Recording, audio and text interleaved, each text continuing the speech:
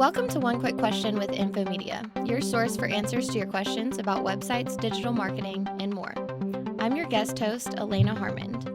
I'm hosting today because we're turning the tables, and Carrie Rollwagon, who's usually the host, is our guest. Hello. Welcome to the podcast, Carrie. Thanks, Elena. Excited to have you on today. So in the next coming weeks, we're going to be doing a few episodes about kind of some time management methods that we all like to use. And so you have told me before about a tactic that you use called theme days, and I have not heard of that. So I'd love to talk about it today. Yeah. So what are theme days? Well, theme days, it sounds a little like batching, but it's kind of different. So theme days are with batching, which I think more people are familiar with, you kind of take a type of work you're doing and do it all at once. So like, for example, instead of writing one blog a week, maybe I would write 4 blogs in a day and post them the next 4 weeks. So actually, I haven't been writing blogs very much, and that kind of scares me to think of writing 4 blogs in a day. But anyway, so that's kind of batching. But theme days are more like you kind of do that, but you, instead of batching a type of work, you batch like a category of what you're doing. So when I really was using this heavily, it was when I first took my job. I'm VP of strategic planning, but suddenly I had a lot of different departments under me, and it was just too much. And I would every day, like, my list was massively long, and it was like I would start one thing that I thought was the most important, get 5 minutes in and be like, this is probably not really the most important, and then try to move to something else. So what I did with theme days is, like, I had each day was correlated with like a department. So it would be like Monday is sales, Tuesday is project management, Wednesday's marketing, etc. And that was actually so much better for me, because then I could say, like, okay, within everything I have to do for sales, what's the most important? And it was way easier to identify that in that category. And then also, if something came up for project management, if it was like a super emergency, I would still do it. But I knew, like, I will have time for that on Wednesday, so I don't have to really stress, like, I'll do it on Wednesday. Mm-hmm.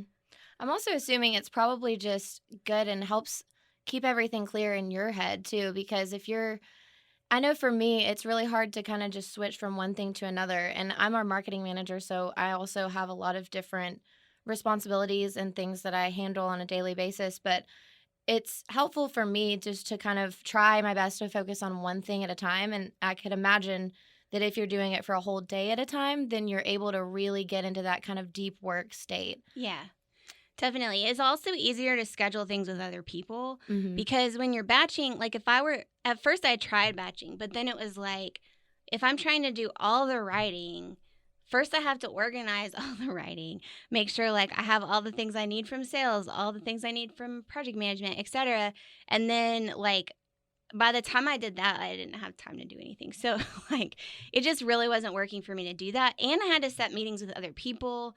So it's like, it was a kind of a nightmare. But just knowing, like, all my sales meetings are going to be on Monday, all my, project management meetings are going to be on Wednesday, just made it way more manageable when, like, my life was very hectic, but also just, like, there was no real consistency to what I was, like, I just was supposed to be doing everything. Mm-hmm. So it was helpful. Yeah, for sure. So do you still use theme days now? Not really. I mean, there are, I think, in a sort of like less structured way. So, like, now on Tuesdays, you and I have our marketing meeting, and then we also have a writers meeting with our other writer, Anna. And so in some ways, yeah, like, it kind of naturally falls that way. And so I do know, like, okay, well, if I have marketing and writing stuff, I can wait until Monday or Tuesday to do that, because that's when I'll actually, like, already be able to ask you guys questions. Mm-hmm. But it's just not as necessary anymore, because I don't have as many categories of things. Like, now each department has a manager, so they're dealing with that. It's not like when I first started, it was kind of like every department I had to be the person who was answering the main questions. So, like, that's when it was, like, really needed. But I tend to rotate time management techniques anyway. Like, Yeah. I don't always batch. I don't always use theme days. Just whatever hack is working at the moment. Whatever works. Yeah. So when you were using theme days often, did you tend to mix it up week to week, or did you always stick with the same themes for the same days? I always stuck with the same themes, partially just because I think at that time decision fatigue was like a major thing, so I didn't want to switch them. And then also it was easier to do that because I could just make standing meetings. Like Monday was sales because we have our big meeting on Monday afternoon anyway, so it's like naturally that's going to be on that day. So yeah, with meeting with other people, I think is like meeting with other people in our like business setting where we have standard recurring meetings, that's easier. If you were doing like if I were still doing the podcast, this is a podcast, but if I was still doing the localist, that would be a little harder because we never knew what day people were going to book, you know? So if that's the case, it may be like, okay, well, maybe you do schedule this person booked on Wednesday, so I'm going to then make Wednesday my localist day or whatever. But I didn't do that, so. Cool. Well, I think this is awesome, and honestly might start implementing a little bit into my own routine because, like I said, I have kind of a lot of different tasks as well. So I always appreciate ways to just keep everything together. Awesome. And we may, like, I can try to send you a link to put in the show notes, but there's a podcast called The Next Right Thing, and that's actually where I heard about this. And Oh, cool. so it's like 10 minutes also. So that will tell you more. But yeah, I mostly use it when I am super overwhelmed. So if you're super overwhelmed, maybe this is something to try. Awesome. Well, thank you for telling us about theme days. Thank you. Oh, yeah. One quick question is brought to you by Infomedia. Carrie is the host and creator.